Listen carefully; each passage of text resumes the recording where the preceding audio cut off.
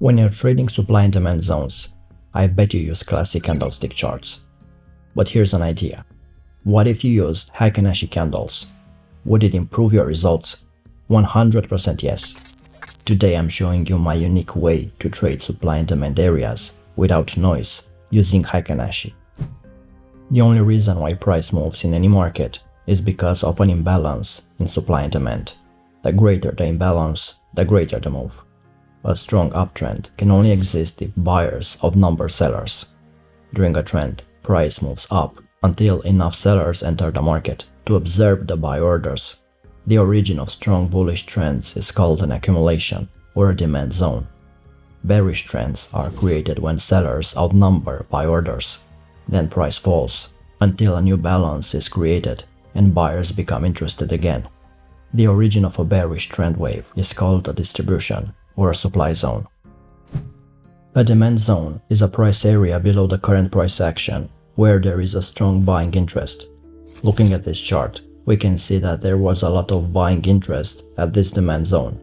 For this reason, when the price reaches the level, you will notice a sharp price reaction from the demand zone.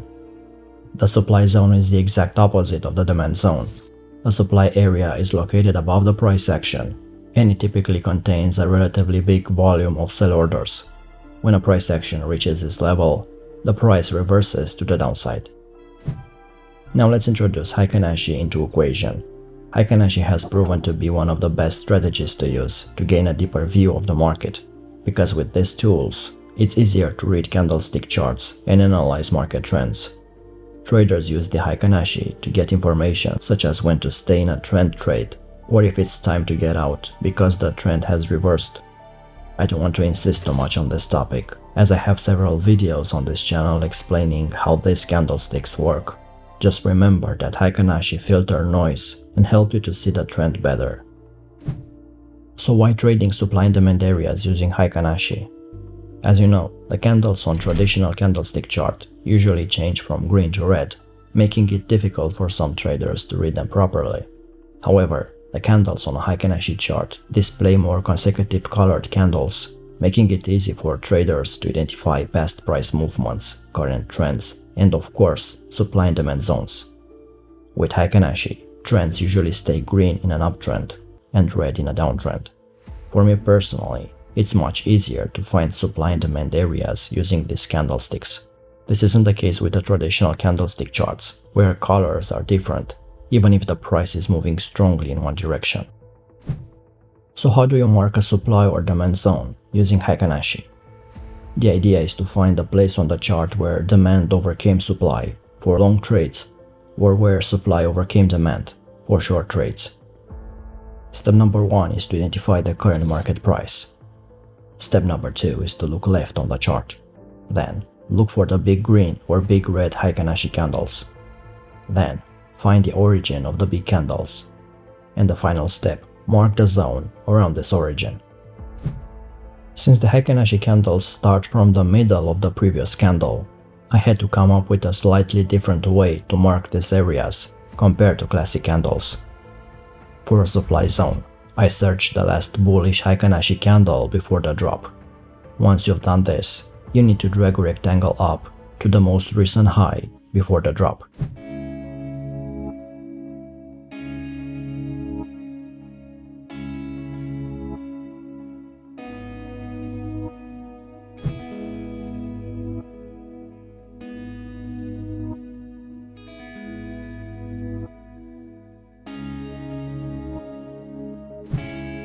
For a demand zone, I look for the most recent bearish candle before the up move and drag a rectangle down to the most recent low before the up move.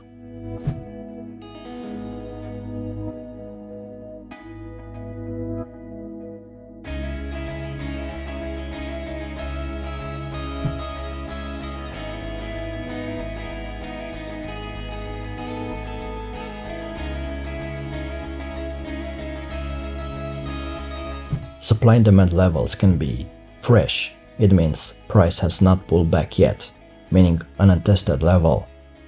Non-fresh, price has pulled back to it at least once. And used up, price has pulled back to the level several times, and these are not good for trading full swings, maybe some scalping trades. Plotting these areas should be done with a logical and organized approach. Often, supply and demand traders tend to pollute charts with tens of levels, where the whole meaning of anticipating the rejections loses the value. So try to keep your charts clean. When it comes to efficient plotting of supply and demand zones on the Heiken Ashi chart, here are the main variables that you should follow, which will increase your efficiency a lot. Focus on the freshest supply and demand zones. Focus on the strongest zones, those where price left the zone in a quick, strong manner. Focus on the nearest zones, so don't plot 50 levels on the chart. Have only the nearest one in sight to keep your chart clean. And focus as much as possible on dense zones, where the price was consolidating for a while before forming the zone. The fresh zone always has priority over the old historical supply and demand zone, because the statistical chance for the order flow to be still participating in the fresh zone is higher than in the old historical zone. As the time passes, the traders will slowly liquidate positions over time. That is the fact.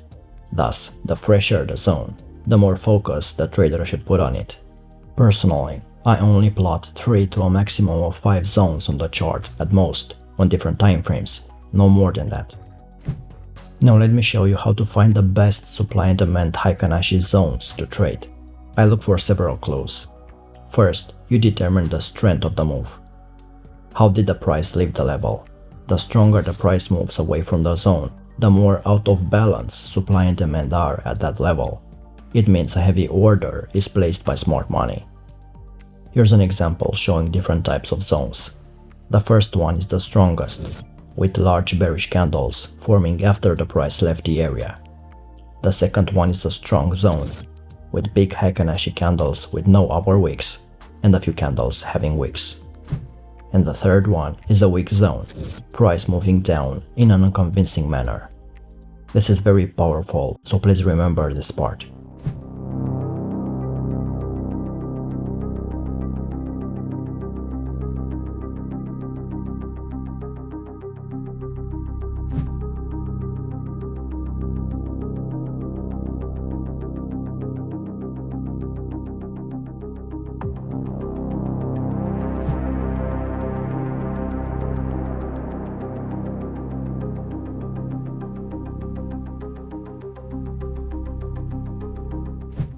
Number 2. Time at the supply and demand level. How much time did the price spend at the zone? The less time price spends at the zone, the more out of balance supply and demand are at that price level. This means smart money are aggressively entering. The first example is the strongest zone, with one bearish candle rejecting the area. The second one is a strong zone, with several Heiken Ashi inside the zone. And the third one is a weak zone, with many candles and a lot of time spent around this area.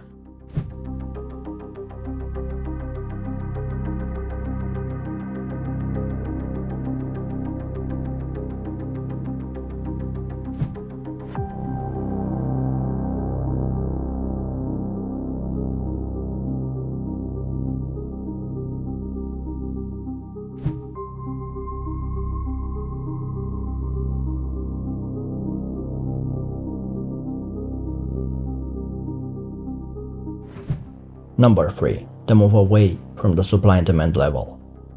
Here, you analyze how far did the price move away from the zone before returning back around the area.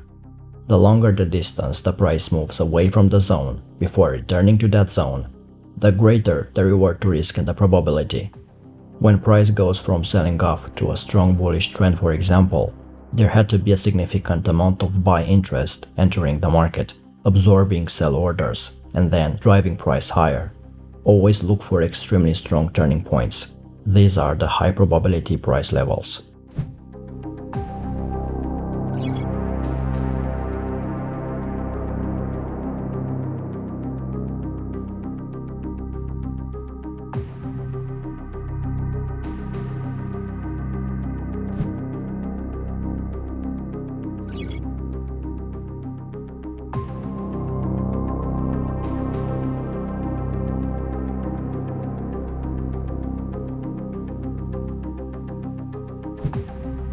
Number 4. Freshness of base. Number one rule in supply and demand trading: first time retrace to the base is the strongest to enter. If you trade supply areas, always make sure the zone is still fresh, which means that after the initial creation of the zone, price has not come back to it yet. Each time price revisits a supply zone, more and more previously unfilled orders are filled, and the level is weakened continuously. This is also true for support and resistance trading, where levels get weaker with each following bounce.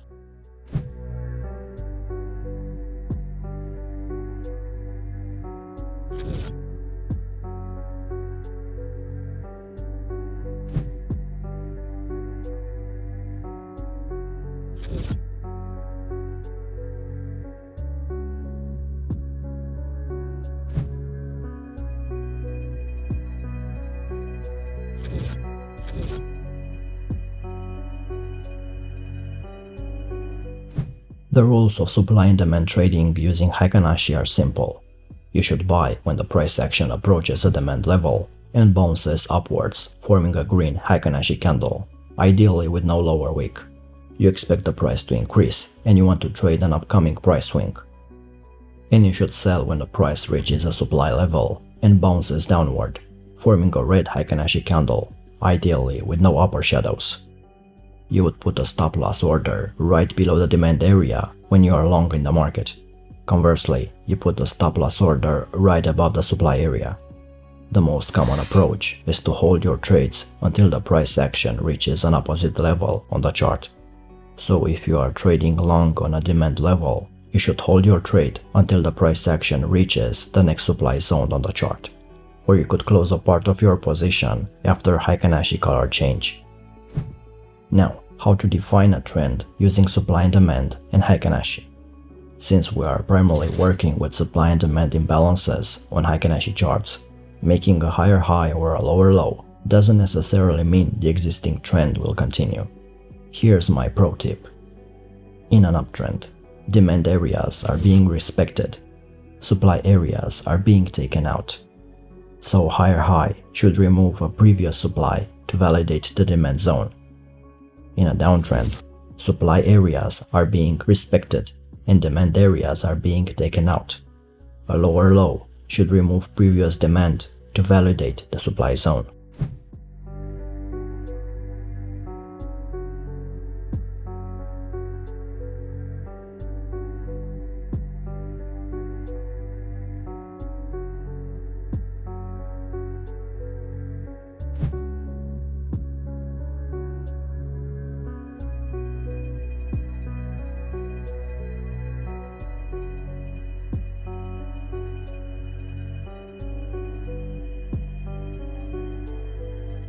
This type of analysis will help you a lot in defining the strongest Heiken Ashi supply and demand zones.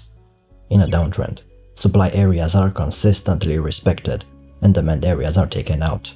In an uptrend, supply areas are taken out while demand areas are respected. As simple as that.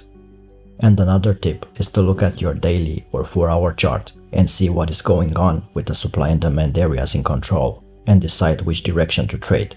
Once you know what direction you want to go, locate lower time frame supply and demand areas with a strong move away, little time at the level, and also a fresh level. Now it's important to understand that there can be several periods of accumulation during an uptrend and several periods of distribution during downtrends.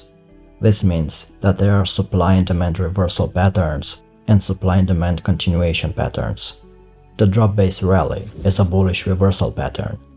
The rally-based drop is a bearish reversal pattern.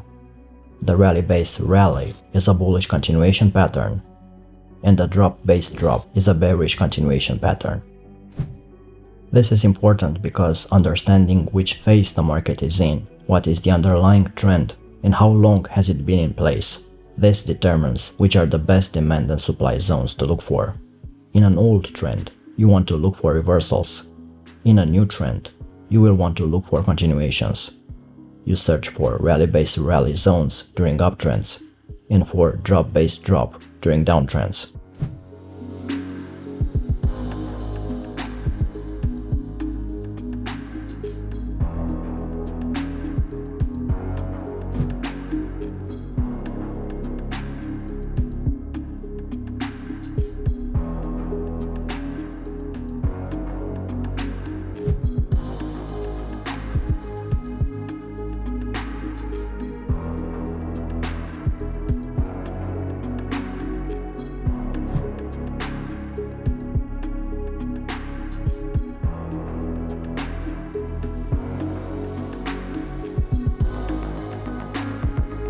And remember that every time frame has its own trend and multiple trends coexist.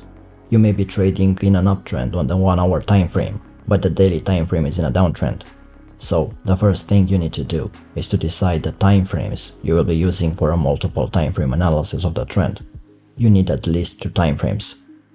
When several time frames are combined to evaluate a market, you will easily improve the odds of success for your supply and demand trades, regardless of the other rules applied. This alone lowers risk, as there is a higher probability that the price action will eventually continue on the longer trend.